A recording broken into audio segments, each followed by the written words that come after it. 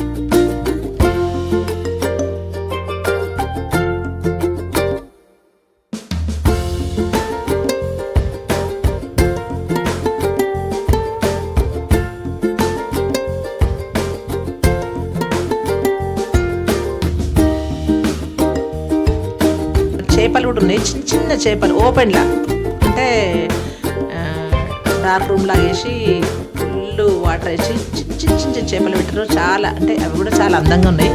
అంటే అక్కడ ఏవైనా మనకు ఉత్సాహం ఉల్లాసం ఇస్తాయి అంతే. అక్కడ చాలా ప్రశాంతంగా అనిపిస్తుంది. ఎందుకంటే మనము ఏదో రకమైన టెన్షన్స్ ఏదో ఒకటి డిస్టర్బెన్స్ అవి ఇట్లా ఉంటాం కదా, అక్కడికి పోతే మనకి ఏవి ఒక గుడికి ఎట్లా పోతే ఫీలింగ్ వస్తుందో ఇక్కడికి పోతే అంత మంచి ఫీలింగ్ వస్తుంది కంపల్సరీ.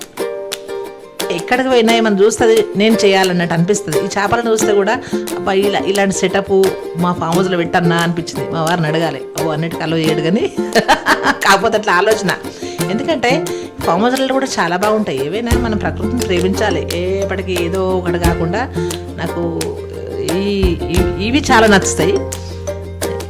ఈడ చూడంగానే నాకు అట్లా పెట్టుకోవాలి, ఇలాంటి చేయించుకోవాలి అంటే ఇట్లా చేసిండ్రు. ఎందుకంటే ఎండని పడద్దు కదా. ఇంకా ఇంకొంచెం ముందుకు పోగానే అక్కడ ఒక స్నేక్ ఉంది అక్కడ. అది ఏదో దేశంలో గోధుమ పంటలేమో ఉంటుందట, సేమ్ గోధుమలా ఉంటుందట. ఇది ఆకారం కూడా దాని మీద కూడా గోధుమలాగా వెరైటీగా ఉంది. అది కూడా పట్టుకొని చూపిస్తుండ్రు. అంటే ఆడంతే అక్కడ ఉన్న వాళ్ళ దగ్గర ఉన్న స్టాఫ్ అందరికీ ఏంటంటే ఎవరు కస్టమర్ వచ్చినా కూడా వాళ్ళకు ఇది పట్టాలి, చూయించాలి, టచ్ చేయాలని ఉన్నట్టుంది. మనం వద్దన్నా వినరు, దాన్ని పట్టుకునేలాగా చేస్తారు. టచ్ చేయవలసింది అని చెప్తే మెల్లెంగా నేను టచ్ చేసిన. కానీ మా తర్వాత కొందరు వచ్చిండ్రు, ఒక అమ్మాయి ఒక ఫ్యామిలీ, వాళ్ళు మంచిగా టచ్ చేసిండ్రు, పట్టుకున్నారు, ఫోటోలు దిగిండ్రు. ఈ మధ్యన చాలా ఫోటోలు అయింది కదా, ఫోటోలు దిగిండ్రు. ఇంకా పూలు బాతులు అయితే మా ఫ్యామిలీలో చాలా ఉన్నాయి. కానీ ఇక్కడ ఇంకా మంచిగా అనిపించినాయి. ఎందుకంటే ఏవైనా బయట ఇంకా మనకు నచ్చుతాయి కదా. ఈమో కోళ్ళు కూడా ఉన్నాయి. ఆల్రెడీ మా ఫ్రెండ్కు కోళ్ళది ఒక 100 కోళ్ళమే పెంచిండ్రు. అప్పుడు నాకు తెలుసు. ఇవి కూడా నాకు చాలా నచ్చినాయి. అంటే వాటి ఫుడ్ వాటి అన్ని వివరంగా తెలుసుకున్నా. మనము పెంచకున్నా కొంచెం వివరాలు తెలుసుకుంటే కూడా మంచిదని కొంచెం ఏవైనా తెలుసుకోవడం చాలా ఇష్టము.